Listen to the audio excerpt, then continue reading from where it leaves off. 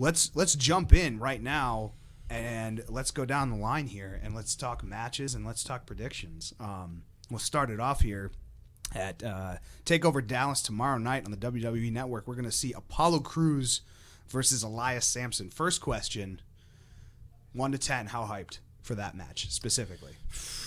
Oh man! If it opens, if it opens the show, Triple H wouldn't be booking the show then. I you feel don't think well, based on everything they could open with, I feel like that might be a safe open.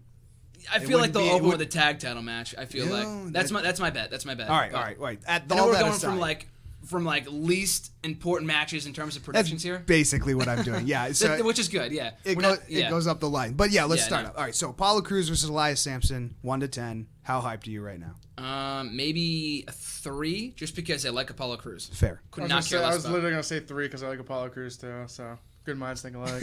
I'm gonna go a little bit higher here. I'm gonna go like a 5. Okay. Because I think that there's been enough heat surrounding Elias Sampson that he has an ability to come out on a big show. This will be his first, truly big show with his career at NXT so far, and maybe against a high-energy competitor like Apollo Crews, they will pull out something extremely special out of the two of them and prove to each other that they have new energy to bring to the table to move forward for both of their careers. So I'm thinking that at anyone on the card, those are the two guys that have the most to prove. Apollo Crews is going to be explosive no matter what. Yeah. But he needs somebody to be as, his folly, and that's where an Apollo Crews shines the most. So, yeah, I'll skew a little bit higher, and it pains me to do so because Elias Sampson writes the worst songs I've ever heard. I'll move up to the next rung here. Austin Aries versus Baron Corbin. I'm looking forward to it. I think the match is going to be great, like we said before. We are pretty much already talked about the feud itself, but in terms of who goes over, I feel like none of these matches are predictable, for one thing. No. All of them could go either way. Austin Aries making his NXT debut, but he's there for a reason, to help put over other talent, as was Samoa Joe before he went on the Reign of Terror and just has been dominating people left and right and has had the best run of his career in years and years and years and years.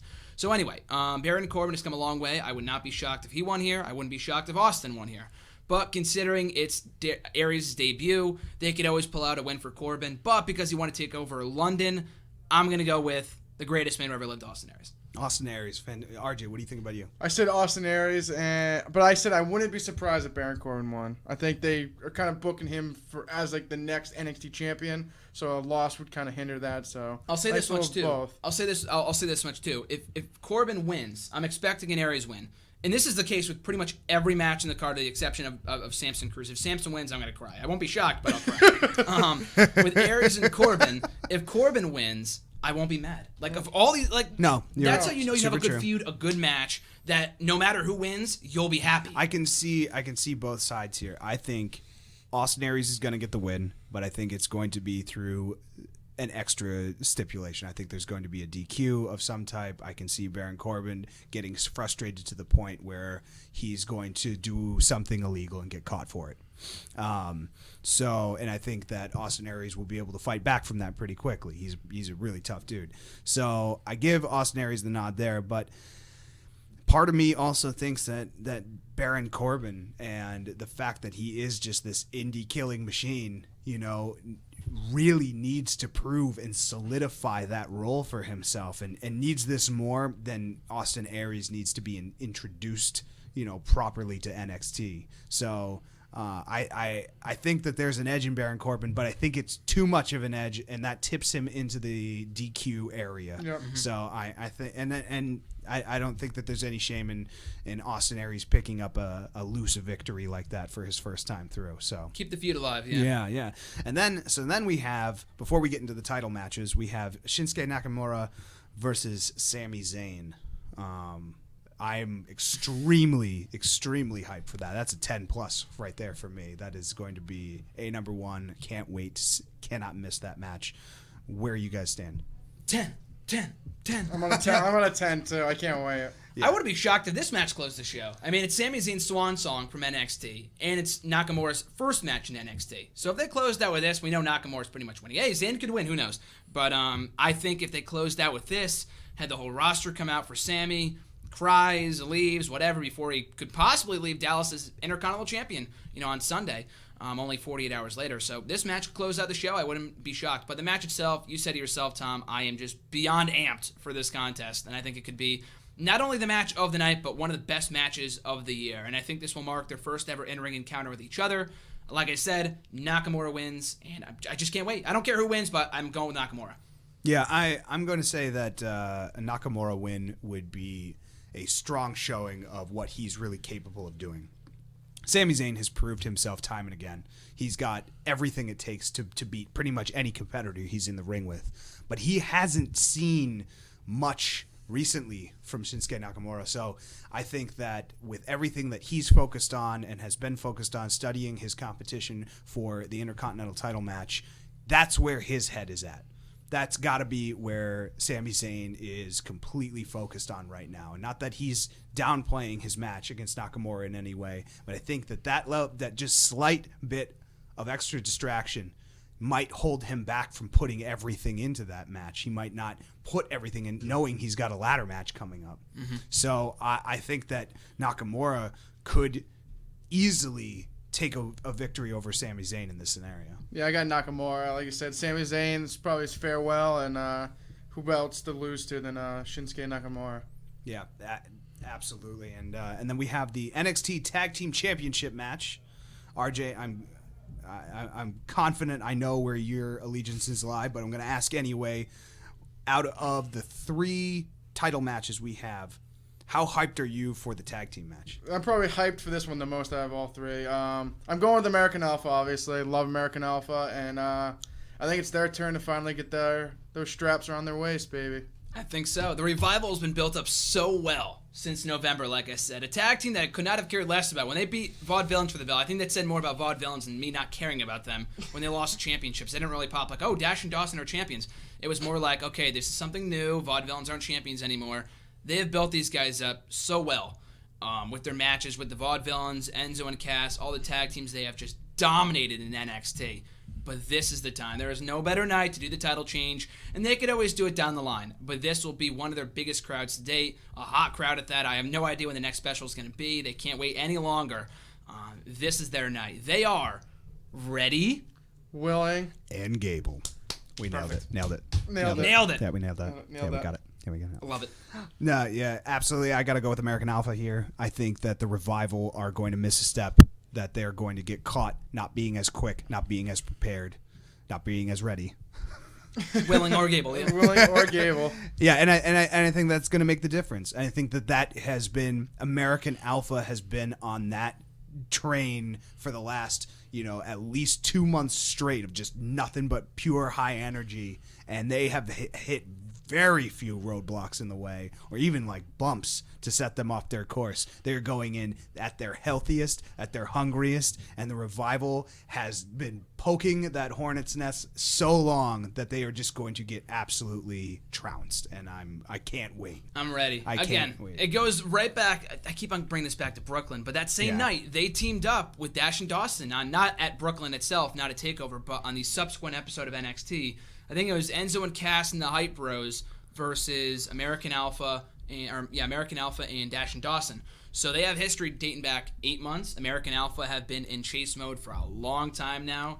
They are as hot as ever. The Revival, great tag team, but like you said, they might be getting too cocky. They've already beaten Enzo and Cass. They've already beaten the Vaudevillains. They're meeting their biggest challenge to date in the form of Chad Gable and Jason Jordan. The match should be stellar. Like I said, if I got to put money on it, this will be, what was I going to say? Or this will be, the opener of the night. And also, I'm going to make another bold prediction. This will be the night they start selling the Ready, Willing, and Gable towels. They have to. Where are the rally towels? I can't believe it's taken them that long. People aren't T-shirts yet. No, I was going to say that too. If they don't come out with the rally towels on Friday and they don't start selling those, and if they don't, you're going to see a giant towel in the front row. Someone's going to make one. Either that, or they're going to start selling T-shirts for these guys starting on Friday when they win the tag team titles. So I think the title match that I'm probably most excited for, which might not be too surprising to you guys, is the NXT Women's Championship match between Bayley and Asuka. And I'm going to go with Asuka all day long here. I think from the second I saw Asuka in the ring, I immediately wanted to see her opposed to Bayley and see what the two of them bring out of each other. You know, and I'm not giving Bayley any discredit here whatsoever. I think that Asuka is willing to go places that Bayley hasn't even considered because she has such a big heart, because she has such a professional champion's prerogative. You know, she is the John Cena level of heart and character that you would hope to see out of any of your top babyface champions. And it's not that Asuka is an evil, you know, undermining kind of tyrannical person inside. She's just got an anger that she forms into this energy and just unleashes it onto her opponents. And that's the only mode that Asuka knows. And that's why I think that she brings an element of danger that Bayley is not going to be prepared for. And I think that Asuka is going to be our new champion. We know so much about Asuka through her colorful attire and the way that she comes out to the ring and whatnot, yet we know so little. Like I said about Austin Aries, she's an enigma. We know so little about her. We don't know her backstory. We see Bayley all the time. I have these letters from when I was in high school, and I wanted to become a wrestler, blah, blah, blah. We know nothing about Asuka. She just wants to win. She's been posting for the past couple of weeks on social media, I need to win this match. Bayley has been saying the same thing. I am defending my legacy as NXT Women's Champion, as the face of the women, not even of the women, the face of NXT with this match in Dallas. So I think this match is going to be nothing short of phenomenal. I can't wait. At the same time, I got to oppose you, Tom. I am team hug life for life. I love Bayley. I'm already planning on proposing to her when we go to NXT Low in a couple weeks. She's the love of my life. I love Bayley. That's not to say I'm going with her here. I'm going with Asuka. Love Bayley. I'm going with Asuka. Bayley, I hope you're not listening to this, but I'm going with Asuka. I think this is her time. I know, RJ, you had a great prediction in your article. I'm going to get to it right now. The article's going up tomorrow, but you can say your prediction now. And I also think that's a possibility. What you think could happen might happen. But I got to go with Asuka. This is her time. She's undefeated. We're ready, willing, and able for this matchup. And it's time for Asuka to become an NXT Women's Champion. All right, so I think this is going to be a great match. I'm excited for this. I like Asuka and I like Bayley, both probably equally for them. And I have Bayley going over, but this is I think there might be, like I said, I think if Asuka wins, then what is there left for Bayley to do? But I think the main roster is so cluttered right now with top women's competitors that, like, she just wouldn't fit in right now. Sasha and all them are just starting to get their footing on the main roster. So chucking Bayley up there, she would just be lost in the shuffle. So I'm saying that maybe like an Eva Marie or Nia Jax might interfere, disqualification. So maybe Asuka, they don't change the title, and then they do a 4-way at the next special, which could be like May or June. Then Asuka wins then, and then they call Bayley up for SummerSlam. But if not, I think, like I said, if Asuka wins, I think Bayley should just get called up. But bold prediction, but not unfounded. Yep. You know, that Agreed. That absolutely is a possibility here. You do have Nia Jax and Eva Marie sidelined by Commissioner William Regal, General Manager William Regal, and that has untold consequences. There's definitely heat and animosity from Nia Jax and Eva Marie towards Bayley and Asuka separately and for their own reasons. So certainly a scenario like that could absolutely fit into the picture. And much like the main roster, what better way to be able to have Asuka become a champion without necessarily Bayley having to be the one to eat the pin? Yeah. You know, you retain all of their good hard work, and you get to throw Eva Marie under the bus. And that's always fun. You know, Always, yeah. So I'm still hoping for a clean match. I'm hoping for a clean finish, and I'm hoping to see Asuka as a new champion. And I don't want Bayley to go anywhere. I think Bayley's time in NXT is still developing. She needs to be the flag bearer for that division and that brand and that style of wrestling. And I think that her rematch against Asuka would be just as invigorating as Asuka winning at TakeOver Dallas. So absolutely, there's a no-lose situation here. If Asuka wins, I'm going nuts. If my Ultimate Crush Bayley wins, I'm going nuts. It's like the only person I don't want to win is Elias Sampson Exactly. out of the whole card. And then he's going to win. You know he's going to win now, just because we said that. Yeah. But I feel like with this match, too, I like that prediction. I like the idea of a four-way, Asuka beating Eva or Nia in that match to become champion. At the same time, if they got involved on Sunday, which I don't think they will, there's a chance. I don't think NXT would do something like that. We have yet to see interference in an NXT Women's Championship match at one of the specials. At the same time, imagine if Eva came in. I know she got booed out of the building on Monday anyway. Which was awesome. Which was great in Brooklyn. I feel like it'd be a very weird dynamic if she got involved in some, former fashion in Friday's match for this in this match between Bayley and Asuka, and then went on to act as a babyface in the match on Sunday. I know we were talking about that she's, kind of teasing a heel turn, and they were kind of showing that we don't like her, why is she a part of our team? See, yeah, and then that's where I think that the subtleties in the WWE writing is what divides us all. Yeah. And, when you saw Eva Marie come out, you took her as a babyface because she was joining the babyface team in the ring. I took her as a party crasher immediately, and especially with the boos and the response and the time that she took to walk even down to the ring to allegedly even help in any kind of way was just so pandering. It was so self-serving. It was like, I wasn't invited, but I'm going to take a spotlight even when I'm not invited to one, and I'm going to join this team even though they don't want me to join their team in any way, because I'm part of this show and I have this minor trump card that allows me to get into the ring and technically be right, and I feel like that just adds to the layers of why she's such a bad person. I don't think it's completely out of the question for her to do double duty on both NXT and the main roster. So I feel like she could do whatever she's doing. I feel like whatever happens on Emma's Sunday had a similar role. She's doing the same thing now. And she has in the past. She's, Zack Ryder, similar role, will occasionally pop up for a singles match. He's in the Intercontinental match. We are seeing Zack Ryder in 2016 fight for the Intercontinental Championship. Beating Chris Jericho on Raw.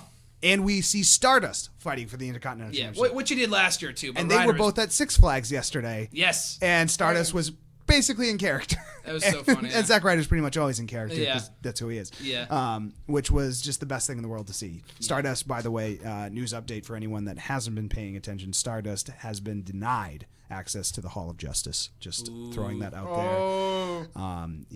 All of his kind of contentious relationship with the Green Arrow did not get him any favors with the Justice League. So that's what happens when you insult Stephen Amell. Back to Dimension 5 for you. So, and then last but not least, our NXT Championship match between Finn Balor and Samoa Joe. I don't even think we need to say that we're hyped for this match because obviously this is main event all day long. Who do you got? This is tough. It's probably the hardest one to predict. Because I could see either one of these guys coming up at the main roster on Monday. Not like it matters because we've seen NXT champions come up before. Isn't that feeling alone the most fun part about NXT TakeOver Dallas? Yep. That feeling of I don't know who could possibly win or why. I could invent scenarios that start making no sense at all as to why that would be the finish. But I'm not upset in either direction unless Elias Sampson wins his match against Apollo Crews. Seriously. Anyway, continuing on. Finn Balor versus Samoa Joe.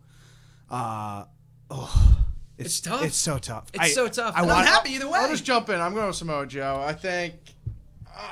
I thought you said Balor. I said Joe. Okay. Oh, no, it's tough because I feel like you said, because you put that in my head that the Balor Club was going to help him win on Friday. So that's still in my head too. But it also doesn't help that reports come out that said Balor's going to stay down in NXT and help the brand get bigger and bigger. But I don't know. I think it's Joe's time to win. I think I'm going to say Samoa Joe. I'm telling you, 1 year ago, I'll show you the tweet. 1 year ago, it was WrestleMania week or the week after WrestleMania last year. Probably 1 year ago today. I got to check it out. I said, bold prediction, Finn Balor will be called up the night after WrestleMania 32. And people call me crazy. They said, what are you talking about? The guy's a star. He'll be up here in the summer. He'll be up here next month. He'll be up here by Survivor Series. Didn't happen, people. I'm telling you, night after WrestleMania is the day it's happening. We could see him at WrestleMania with the Balor Club and Shane versus Taker. Who knows? But regardless, and like you said, RJ, this would not be out of the question. It is not uncommon to see the NXT champion on Raw, the NXT Women's Champion on Raw, not with their championships, but we've seen him called up before as champion, so it doesn't really matter. But at the same time, gotta go Joey Samoa. Gotta go new NXT champion, just because, again, don't care who wins. Not because I don't care, but because I'm happy either way. Joey Samoa. Yeah, Joey Samoa. I'm never gonna forget that.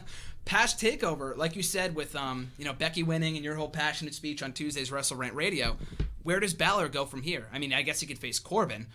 He could always face Aries or maybe Nakamura, unless he goes heel, unless they do a double turn, which I feel like would be weird because Joe just went heel.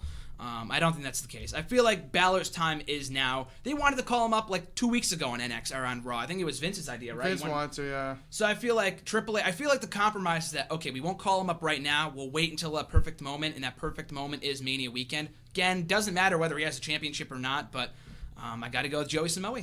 I'm gonna have to agree with everyone here. I'm gonna go with Joey Samoa as well, only because of what I've been saying.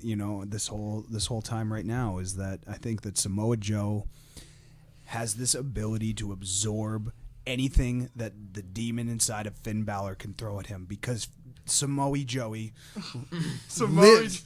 Joey Samoa. Samoa Joey. They're going to put that on the main roster T-shirts. They're changing his name. Samoa Joe, I feel like he just eats that level of animosity and aggression, and he just turns it right back around, and uses that same amount of force against Finn Balor, and I think that that's going to be the difference. And they have come toe to toe so far this whole time, and certainly Finn Balor has been making allusions to this Balor Club, the Bullet Club members, these things that are going on. And we also hear, rumor mill stuff about what could potentially happen during Shane McMahon's match versus The Undertaker at WrestleMania, and how other forces might become involved in that, and could make for a perfect time to debut a new faction, a new face group of people that could compete against whatever might be going on towards the end of WrestleMania. I think if that's their focus, if that's how they're going to introduce Finn Balor to as the leader of this group to the main roster, that they're going to come in like an invasion. Yeah, it's going to be like the Shield, I feel like. Yeah, and it's going to come in hard, heavy, and these guys are going to completely, change the landscape of what's to come. Samoa Joe is only after his one prize. Finn Balor is after glory. He is after like the largest stages he can get his feet on, and I think that will be his coup de grace. I think Samoa Joe knows what it's like to go up with the Demon. It's not like he lost to Finn Balor at London. He didn't lose. He lost to the Demon in London, a couple of months ago. He knows what it's like to face the Demon. He knows what he's capable of, which is only going to help him in this rematch. Samoa Joe is hungry, and that's not a fat joke. He is hungry for the championship gold come TakeOver Dallas. And the Balor Club, RJ, you just gave me goosebumps when you said that. They're almost like the Shield. I know this is completely off topic, but I'm just thinking now, Balor Club, not Nakamura, Anderson and Gallows versus a reunited Rollins, Reigns, and Ambrose down the line. Don't even get me started. The Shield would destroy them. What? Yeah. Excuse me? The Shield would destroy them. Absolutely. How far the Shield's come, they'd destroy them. I think Seth Rollins alone would stand a good chance against just any three of them. Okay. I'm just excited for Rollins Balor. I know. I'm just excited for Rollins Balor, okay? I'm excited for that one. I'm not going to rain on your parade. Sierra Hotel, India Echo, Lima Delta, the Shield. No. The place goes nuts. I'm just excited. There's so many possibilities, basically. All of the possibilities for NXT just make me so amped, so hyped for that show. I think, as fun as it is to play match prediction, and we don't totally do that all the time. We try to let the card be what it is and let the matches be what they are. It's awesome to look at both competitors in every match and see how much hard work everyone's been putting in and how great the show is going to be. It's going to be top to bottom the best way to kick off WrestleMania weekend that they've ever had. And to say after coming off of the Barclays Center last year, that this is where we are now, it just feels like a league of difference in a year, and what for the prestige that NXT is, for the work that General Manager William Regal puts into the whole program. What an awesome night we have coming up tomorrow night.